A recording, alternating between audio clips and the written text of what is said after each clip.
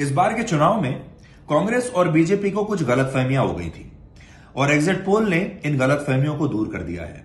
कांग्रेस को यह गलतफहमी थी कि उससे ओबीसी के वोट मिल जाएंगे, वो सोशल इंजीनियरिंग करेगी, जातिगत जनगणना का मुद्दा उठाएगी, लेकिन कांग्रेस ये भूल गई कि ओबीसी वर्ग का सबसे बड़ा चेहरा भारत में प्रधानमंत्री मोदी है और ओबीसी वर्ग जो है वो प्रधानमंत्री मोदी के चेहरे के नाम पर बीजेपी को ही वोट देगा और वही हुआ। इसलिए कांग्रेस की ये एक बड़ी गलतफहमी दूर हो गई। बीजेपी की गलतफहमी यह थी कि विकास के नाम पर मुसलमान भी बीजेपी को वोट दे देंगे, लेकिन यह गलतफहमी बीजेपी की दूर हो गई और इस एग्जिट पोल ने यह बता दिया है कि राज्य कोई भी हो, मुस्लिम मतदाता कांग्रेस को वोट देता है, बीजेपी को नहीं। चाहे बीजेपी उनके लिए कुछ भी कर ले, कितनी भी योजनाएं बना ले, कितने भी विकास के काम कर लें, लेकिन मुस्लिम वोट बीजेपी को नहीं मिलेगा। ये दो गलतफहमियां दूर हो गई। एक मुद्दा जिस पर कांग्रेस और बीजेपी एक राय हैं, बिल्कुल सहमत हैं और वोटर भी सहमत हैं, वो है फ्री बीज का मुद्दा, यानी वेलफेयर स्कीम्स का मुद्दा। सारे राज्यों के लोगों ने यह बता दिया है, वोटर्स ने यह बता दिया है कि जो पार्टी उन्हें जितने ज्यादा फ्री बीज देगी, जो पार्टी उनके जितने बिल माफ करवाएगी, लोन माफ करवाएगी, जो पार्टी उन्हें जितना ज्यादा घर बैठकर पैसा देगी और बड़ी बड़ी सुविधाएं देगी, स्कूटी देगी, मोबाइल फोन देगी, वो उसी पार्टी को वोट करेंगे, चाहे जाति कोई भी हो, चाहे ओबीसी हो, कमजोर वर्ग हो या कोई भी हो।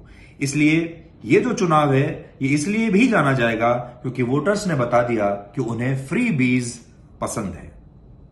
इसके बाद आपको बताएंगे कि दुबई में जलवायु परिवर्तन पर एक बहुत बड़ा वैश्विक सम्मेलन हो रहा है जिसे कहते हैं COP28, और दुबई, यूएई जैसे जो देश हैं जिनकी पूरी इकोनॉमी तेल पर आधारित है, वहां उस दुबई की धरती पर बैठकर, दुबई की भूमि पर बैठकर दुनिया ये कसम खा रही है, शपथ ले रही है कि अब हम तेल का इस्तेमाल बहुत कम कर देंगे फ्यूल के तौर पर। क्या आप जानते हैं कि 2023 पृथ्वी के इतिहास में, मानवता के इतिहास में आज तक का सबसे गर्म वर्ष है और अगला साल जो आएगा वो इससे भी ज्यादा गर्म होने वाला है।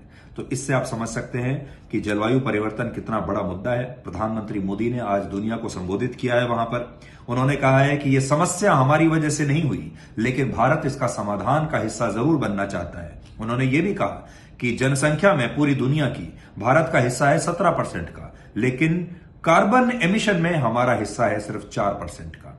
यानी जो विकसित देश हैं जिनकी वजह से यह हुआ है, आज उन्हें अपनी जिम्मेदारी लेनी पड़ेगी। और आखिर में आपको हम ये बताएंगे कि हमास ने इजराइल के जिन नागरिकों को अब तक बंधक बनाकर रखा था, जब 50-52 दिन के बाद ये बंधक छूटे तो ये बंधक अचानक से हमास के फैन क्यों बन गए? इजराइल के बंधक वापस आने के बाद हमास की तारीफ क्यों कर रहे हैं? ये इजराइल के नागरिक होते हुए भी हमास के फैन कैसे बनते जा रहे हैं? ये एक गुत्थी है जो आज हम आपके सामने सुलझाएंगे।